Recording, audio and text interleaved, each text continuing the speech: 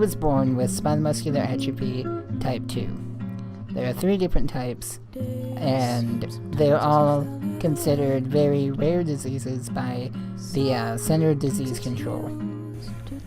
What was that, Mom? My shoulder. What about your shoulder? I can't lift my arm up, and I think I need to go to the doctor. Could you not move your body the way that God intended? Yeah, I can't move my arm the way it should. I should be able to lift my arm up. Should you? Should your arm work? Yeah, my arm should work. I feel so fucking bad for you right now. Holy shit, Mom. Thank you. We need to stop what the fuck we're doing and start a charity for you. We need to have a walk-a-thon. We need to have a telethon. All the fucking thons. I don't think because your body isn't working the way that it should. There is no guaranteed in life.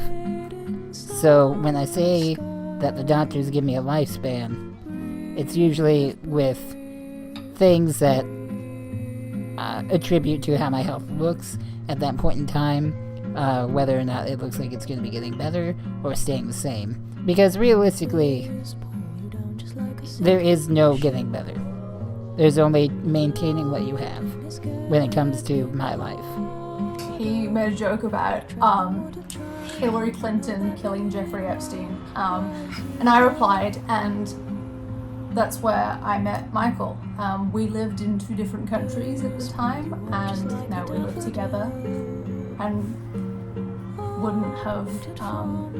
we wouldn't have met if it wasn't for Donovan. And a lot of people, when you hear that, are instantly say to me that there's no way I could live like that. And they kind of praise me. They look at me as a hero. And I've kind of gotten that my whole life.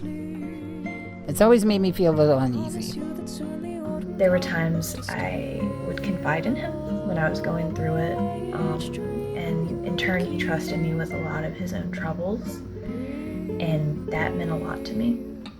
I was really glad. I was really thankful that he was able to, not just like goof around, but like he was able to like talk to me like friends do, Sometimes there's people that just can't do that. And when I was making this, I was trying to figure out, what I wanted to do, what I wanted to say, and I remembered that he really liked Berserk, and I don't know if he would find this very sweet that I wanted to do this, or if he would find it very gay, but I did find a quote that reminded me of him,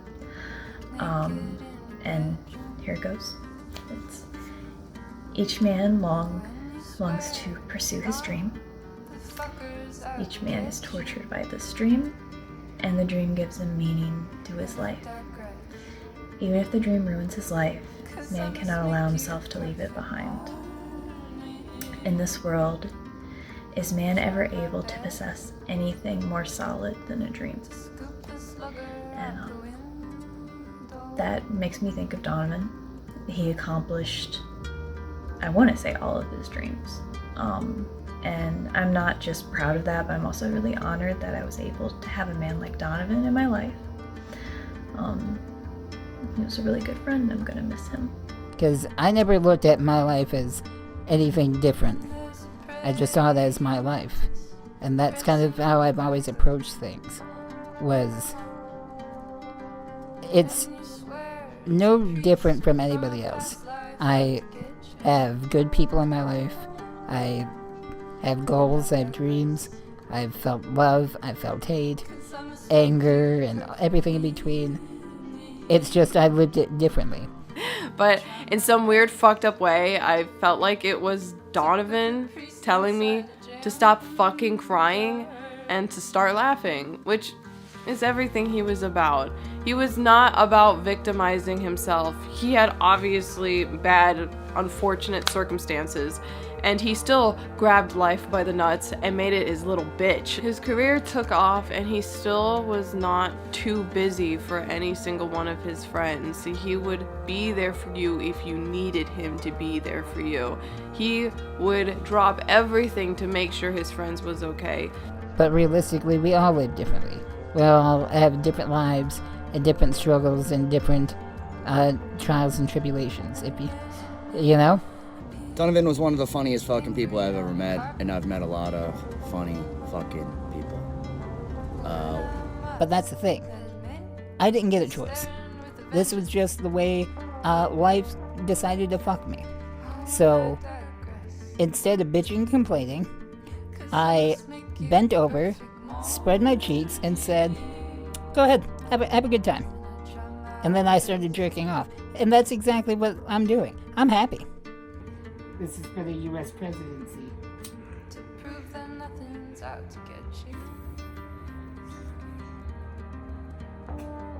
We all are working towards being happy. Like I said earlier, everybody has their own struggles in life. This is mine. It's just, no matter what, he had so many friends, and he was thinking about all of us constantly, hoping and wishing and striving for us to do better, to be the best that we could possibly be. He saw potential in even the worst people. And your life is whatever you want it to be. Because it's too damn fucking long to be spending it not doing what you want to do. And that's why I'm thankful for all of you guys for providing me with the opportunity and support to make me feel like this is what I'm doing with my life. And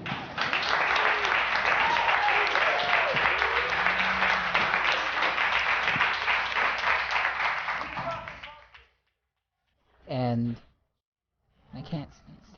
I wouldn't even say necessarily cope, because the term coping, to me, at least, kind of implies that you've dealt with it and now it's better. And unfortunately, this isn't getting better. It's either going to maintain or get worse. And that is a sad reality, and I have every right to, I guess, feel sorry for myself and cry and be depressed all the time, but it won't get anything done. That's not who I am. Life isn't fair to anybody, and life doesn't owe you anything. It's kind of up to you to take what you have, no matter how little it may seem, and make the best out of it. And I've seen people in far worse positions than me still live very happy and productive lives. So, if they can do that, I can do it too. It's not easy. Not every day is a good day. And that's okay. Keep that in mind. It's okay to be not okay.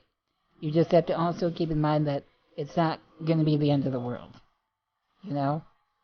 Depression works differently for many people. If it's something that is a constant battle, yes, you shouldn't be afraid to ask for help.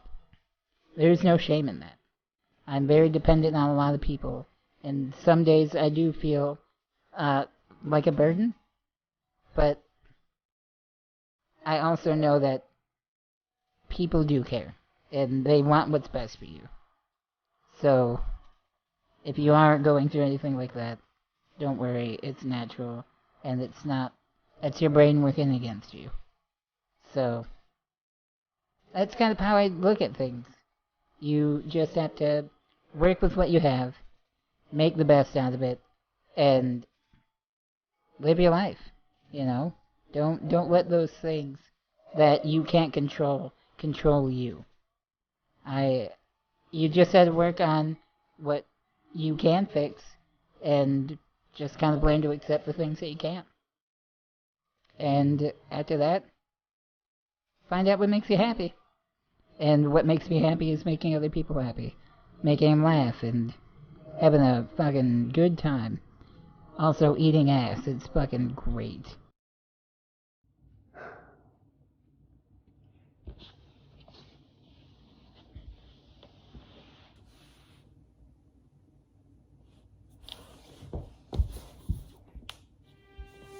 Here you go, buddy.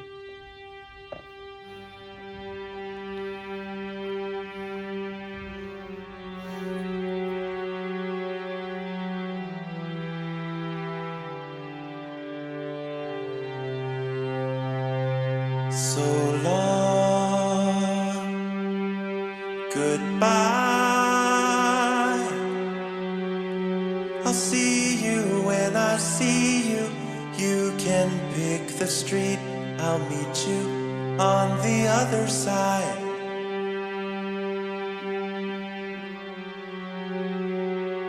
So long, goodbye. Do I really have to finish? Do returns always diminish? Did I say that right? I'm gonna be praying to God for you to get better. As if God wasn't the one to put me in the damn wheelchair to begin with by their logic. But, again, I try to be a nice person. And if I were to just sit around feeling sad for myself every time life was unkind, I would be in a constant state of depression. I learned to laugh at my hardships. We're going to be talking about death. Woo, yeah. Because life took a big, steamy Taco Bell value menu shit on my chest by making me as disabled as I am. And all I can do at the end of the day is clean myself up and laugh at my situation. And yet, there seems to be an alarming number of people with absolutely no disabilities that see how I do things, and they say, no, you can't just do that. You're making me uncomfortable. You're covered in shit. You should feel gross. And you need me to tell you that it's okay that you're covered in shit. You're such a fucking nerd. But I'm already doing that for myself. Because I know that it's fine. It was out of my control. Why would I feel bad? I'm not gonna go out of my way just to feel like shit, that I'm covered in shit, just to make you feel better. Go fuck yourself. Life is literally shitting on everyone right now. You don't need to worry about my shit. You need to be more concerned about your shit. And hopefully, one day, you'll learn to develop a scat fetish like me. Because life becomes a lot more fun when you do. Where I started 14 years ago. Wanna guess the ending, if it ever does. I swear to God that all I've ever wanted was a little bit of everything, all of the time. A bit of everything, all of the time. Apathy's a tragedy and boredom is a crime. I'm finished playing and I'm staying inside. If I wake up in a house that's full of smoke, I'll panic. So call me up and tell me a joke. When I'm fully irrelevant, totally broken, damn it. Call me up and tell me a joke. Oh shit, you're really